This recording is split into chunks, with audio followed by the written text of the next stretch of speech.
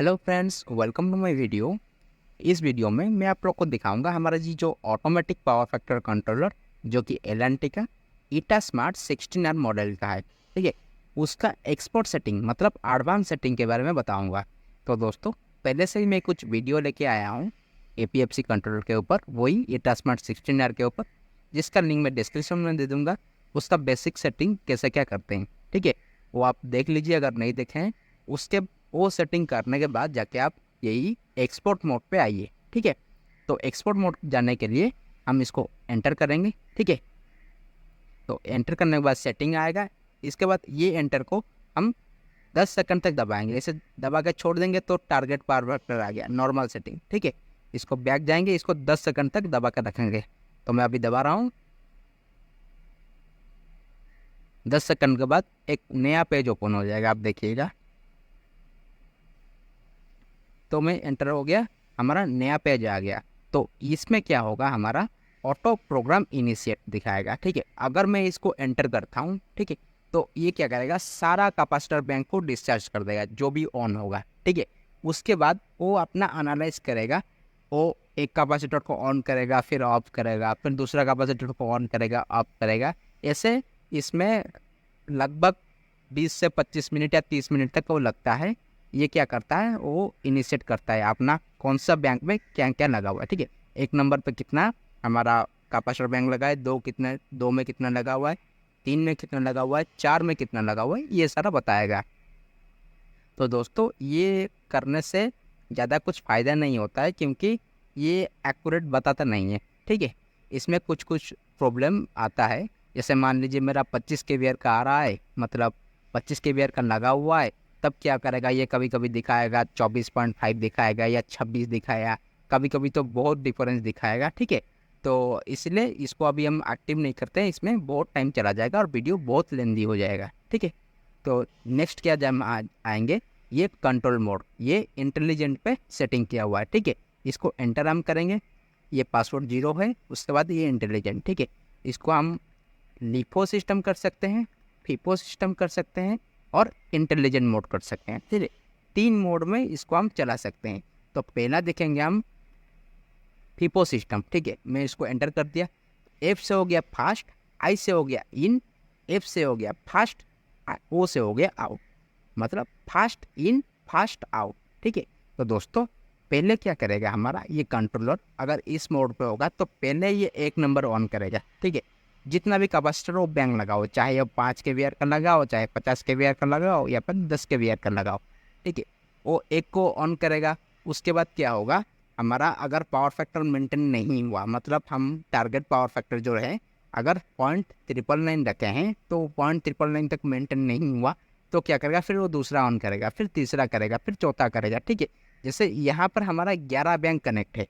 ठीक है, तो जब ये ऑन करते करते जाएगा, मान लीजिए हमारा 10 नंबर पे या फिर 9 नंबर पे हमारा पावर फैक्टर 0.999 मेंटेन हो गया। ठीक है, अभी ये क्या करेगा, देन जब हमारा लोड कम हो जाएगा तो हमारा जो केवीआर पावर है, ठीक है, रिएक्टिव पावर है, वो कम हो जाएगा। जब रिएक्टिव पावर कम हो जाएगा तो ये कैपेसिटर को डिस्चार्ज करेगा। ठीक है, या फिर ऑफ करेगा। जब ऑफ करेगा तो पहले किसको करेगा, तो फास्ट इन फास्ट आउट, मतलब पहले सबसे पहले हमारा 1 नंबर इन हुआ था, मतलब ऑन हुआ था, तो पहले 1 नंबर को ऑफ करेगा। फिर देखेगा हमारा पावर फैक्टर मेंटेन हुआ या नहीं। अगर नहीं हुआ, फिर उसके बाद 2 को ऑफ करेगा। ठीक है, मेंटेन मतलब ये लीडिंग में चला जाएगा। जब हमारा रिएक्टिव पावर कम हो जाएगा, तब क्या होगा, हमारा ज़्यादा कैपेसिटर बैंक ऑन होगा, तब क्या होगा, हमारा करंट लीड हो जाएगा। ठीक है, तो उसी केस में ये बंद करना शुरू कर देगा। पहले 1 को करेगा, फिर 2 को करेगा, फिर 3 को करेगा, फिर 4 को करेगा। मान लीजिए 6 पे वो हमारा मेंटेन हो गया पावर फैक्टर, तो उसके बाद वो रुक जाएगा। ठीक है, तो यही सीक्वेंस में वो काम करेगा। ठीक है, उसके बाद जब क्या प्रॉब्लम होगा, मतलब मान लीजिए ये तो डिस्चार्ज हो गया, देन क्या होगा, हमारा ये इतना एक्टिव है।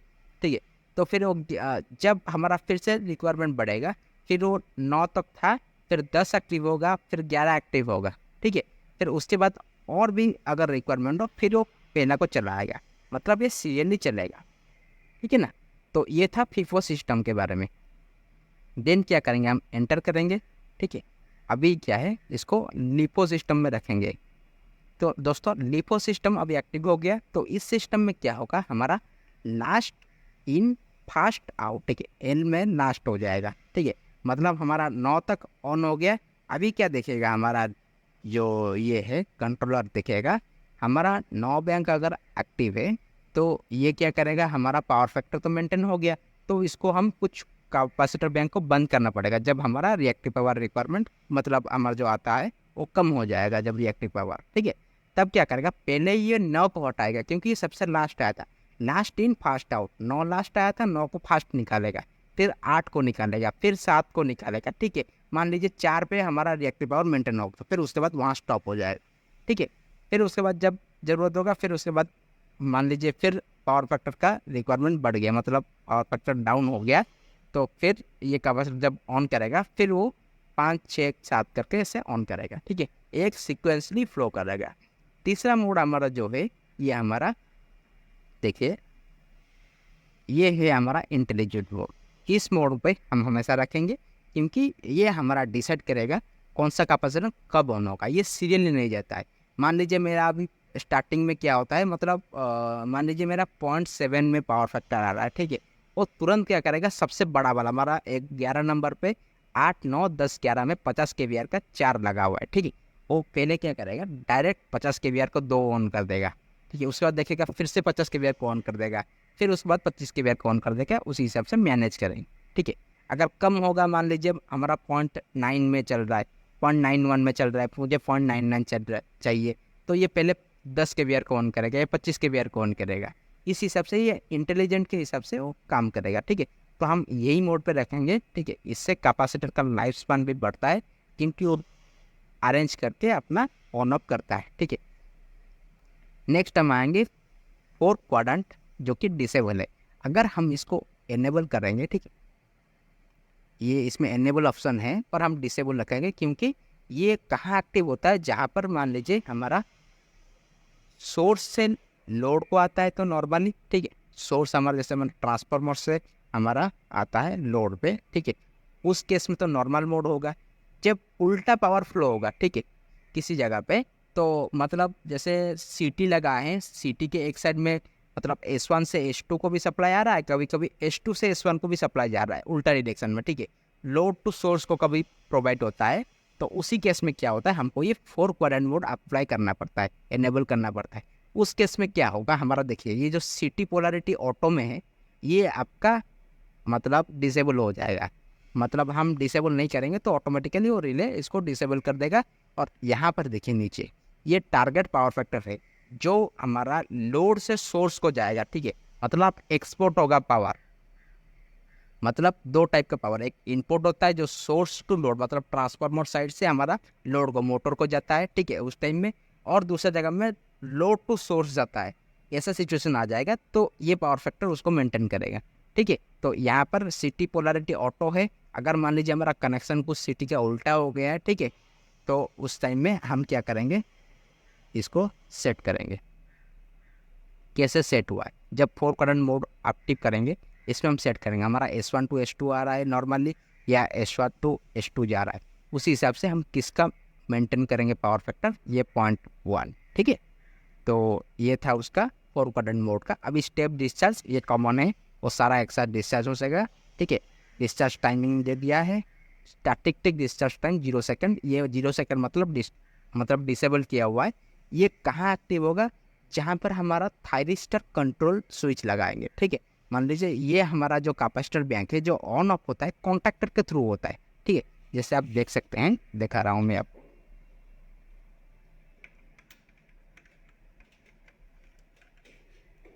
ये इधर हमारा ब्रेकर लगा, इस तरह कॉन्टैक्टर लगा हुआ है।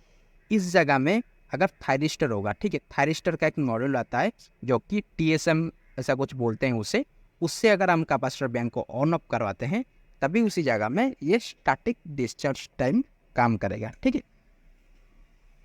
तो नेक्स्ट अभी इसको हम 0 सेकंड मतलब डिसेबल लिखे हैं क्योंकि यहाँ पर हमारा कॉन्टैक्टर है।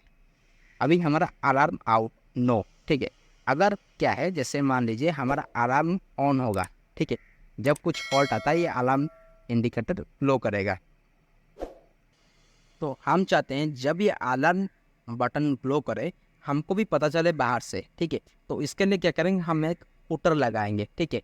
तो फुटर में क्या करेगा, आवाज़ बदलेगा, मतलब उसमें स्पीकर लगा होता है, वो एक साउंड करेगा, जबकि हमको पता चलेगा कुछ अलार्म आया एपीएफसी में। अगर वो टाइप का वायरिंग किए हैं तो क्या करना है, उसको हमको ऑन करना पड़ेगा। वो कैसे करना है, मैं एक दूसरा वीडियो लाऊंगा जिसमें मैं बताऊंगा, ये आराम का बताऊंगा और फैन का भी बताऊंगा। नीचे देखेंगे कैसा फैन का सेटिंग होता है, ठीक है। तो दोस्तों ये है क्लियर रजिस्टर, ठीक है। तो क्लियर रजिस्टर क्या है, रजिस्टर का एक एक होता है हमारा कितना बार ऑन ऑफ हुआ है। ये जो देखिए ये बैंक है, ये कैपेसिटर बैंक है, कितना बार ऑन हुआ है, ठीक है। तो इसको दिखाने के लिए मैं ये क्या है, हम नया कमीशन कर रहे हैं, इसको अगर हम येस करेंगे, ठीक है, पासवर्ड 0, इसको अगर हम येस करेंगे तो हमारा सारा जो देखिए, मैं बैक करता हूँ, यहाँ एक आता है सेटिंग मीटरिंग, मीटरिंग के बाद आता है एक्चुअल मेजर्स, ये है व्यू स्टेप यूजर्स स्टेप, जैसे ये एक स्टेप 1 एक बार ऑन हुआ है, ठीक है, स्टेप 2 2 बार ऑन हुआ है, स्टेप 3 मतलब 10 kVAR का 3 बार ऑन हुआ है, 4 बार ऑन हुआ है, 5 बार 5 है हमारा स्टेप काउंटर, 5 पे 25 kVAR का लगा हुआ है, ये एक बार ऑन हुआ है, 6 भी एक और बार ऑन हुआ है, 7 भी एक बार ऑन हुआ है, 8 0 50 kVAR का 0 0 0, ठीक है, ये 11 नंबर पे 50 लगा हुआ है, ये एक बार ऑन हुआ है, बाकी सारा 0, ठीक है। ये सब है हमारा कितने बार हमारा ऑन हुआ है। जैसे मैं नया अभी इंस्टॉल किया हूँ, इलेक्शन किया हूँ, तो इसमें बहुत कम बार ही ऑन हुआ है। तो मैं क्या करूँगा, जब इसको ऑन करूँगा, हमारा एक्सपोर्ट मोड में जाऊँगा,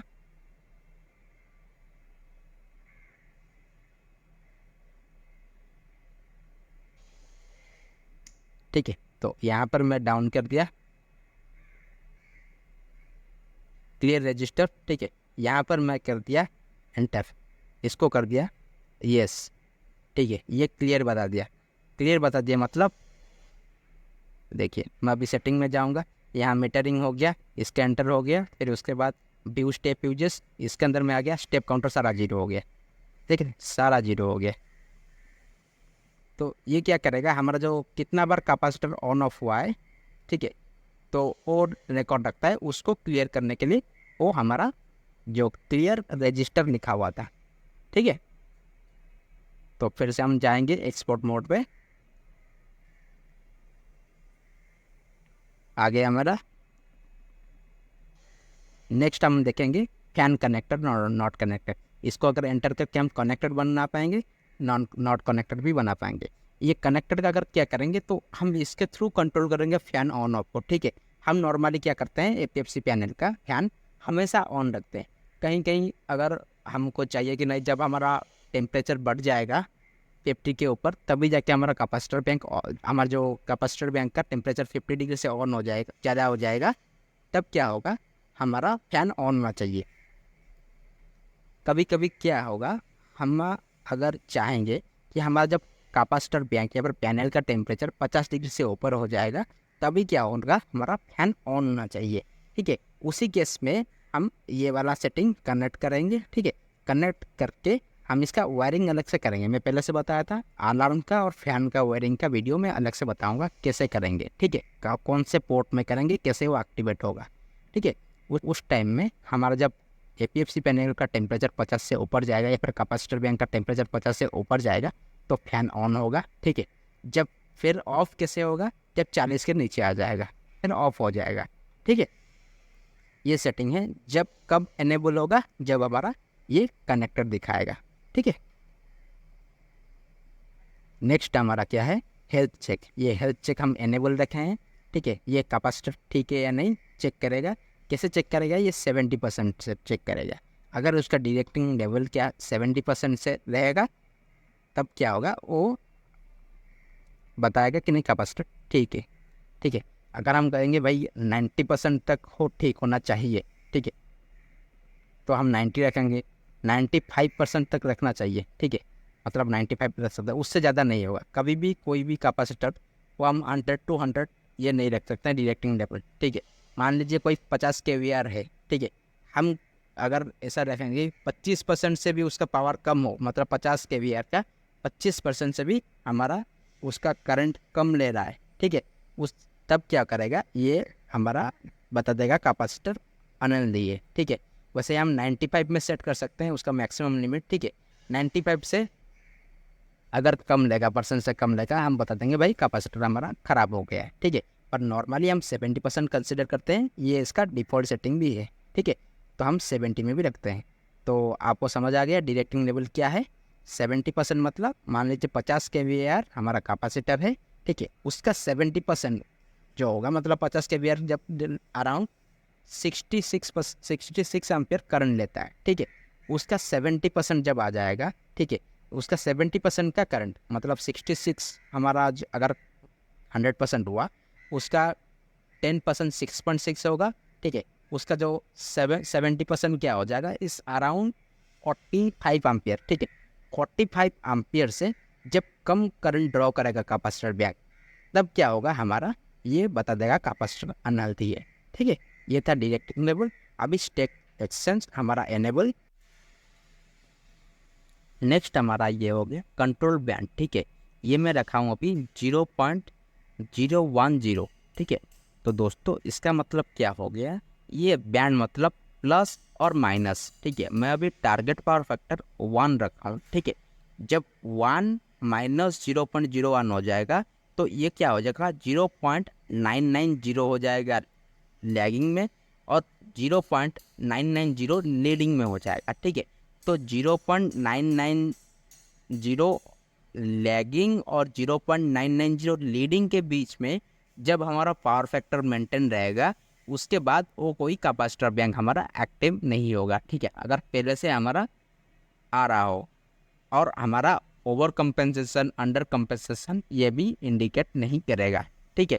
जैसे मान लीजिए मैं अभी बैक करता हूँ, ठीक है। अभी सेटिंग नॉर्मल एंटर करता हूँ, ये पावर फैक्टर में 1 रखा हूँ, ठीक है।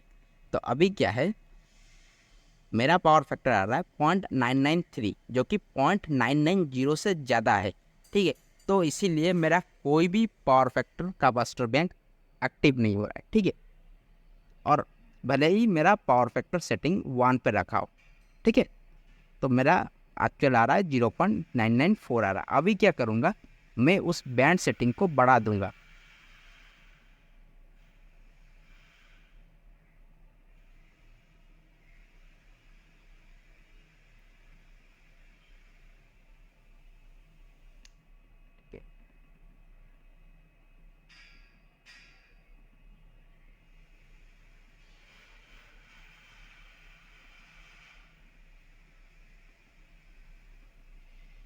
ये देखिए, ये बैंड सेटिंग को मैं क्या कर दूंगा, घटा दूंगा। बढ़ा दूंगा तो और भी बैंड रेंज ज़्यादा हो जाएगा। मैं अगर इसको घटा दूंगा, जैसे एंटर कर दिया, ठीक है, 0 है। मैं मेरा क्या आ रहा था, 0.92 समथिंग आ रहा था। मैं इसको इसको 5 कर लेता हूँ, ठीक है। मतलब 0.995 से 0.995 लीडिंग तक, ठीक है। लैगिंग 0.995 से 0.995 लीडिंग तक इसका रेंज हो गया, ठीक है। मेरा 0.995 से कम आ रहा था, ठीक है। तब मैं जब एंटर करूँगा, या फिर मैं कहूँ, या इसे थोड़ा और कम कर लेता हूँ, 0.996 कर लेता हूँ, ठीक है। अब जब एंटर कर दूंगा, देखिएगा एक कैपेसिटर बैंक हमारा कोई ऑन हो जाएगा। देखिए जैसे ये बार तुरंत ऑन हो गया। क्यों ऑन हो गया, क्योंकि मैं बैंड सेटर कम कर, देखिए अभी मेरा 0.999 आ गया, ठीक है। तो 1 तक के मेंटेन करेगा, 1 नहीं 1 होगा। उसके बाद क्रॉस करके भी अगर जाएगा हमारा 0.996 लीडिंग तक जाएगा, जब ये कैपेसिटी हो जाएगा तब तक ये हमारा ओके रहेगा, ठीक है। जब 0.996 से जो लीडिंग है उससे बढ़ के ज़्यादा हो जाएगा, मतलब 0.990 लीडिंग हो गया, उस टाइम में क्या हुआ, कैपेसिटर बैंक को ये बंद करेगा, ठीक है। ये सिस्टम में तो ऐसे ही हमारा कंट्रोल का बैंड काम करता है। फिर हम एंटर करेंगे, एंटर करके ये जाएंगे उस वहाँ पर,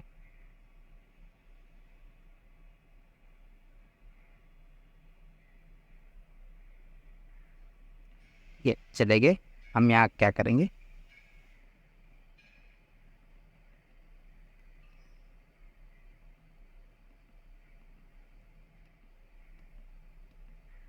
यहाँ पर क्या करेंगे, हम एंटर करेंगे, ठीक है। एंटर कर 0 हो गया। यहाँ पर क्या करूँगा, मैं हमेशा 0.000 रखूँगा, इससे कम भी सबसे ज़्यादा 0.1 कर सकते हैं। मैं 0002 रखूँगा, ठीक है। ये सेटिंग हो गया, मतलब 0.998 हो गया, ठीक है। अभी एंटर कर दिया, ठीक है। मैं बैक कर दिया। उसके बाद ये मैं पावर फैक्टर जो सेटिंग है इसको मैं कम कर दूंगा, ठीक है। ये मैं क्या करूँगा 0.998 कर दिया, ठीक है। तो इसका रेंज क्या हो जाएगा, यूनिटी पावर फैक्टर और 0.996 के बीच में ये हमेशा ट्रिगर करता रहेगा कैपेसिटर बैंक को, ठीक है। कभी भी हमारा ये नहीं होगा, मतलब लीडिंग पावर फैक्टर कभी भी नहीं आएगा। इसको अगर मैं और एक कम कर लेता हूँ तब क्या होगा, हमारा 0.999 हमेशा मेंटेन रहेगा, या फिर 0.995 मिनिमम रहना चाहिए, ठीक है। तो ये सेटिंग है, परफेक्ट सेटिंग हमारा बैठ जाएगा। तो मैं एंटर कर दूंगा, ठीक है। अभी बैक करूँगा, फिर सेटिंग के ऊपर 10 सेकंड हमको लगाना पड़ेगा, ठीक है, वेट करना पड़ेगा। आ गया।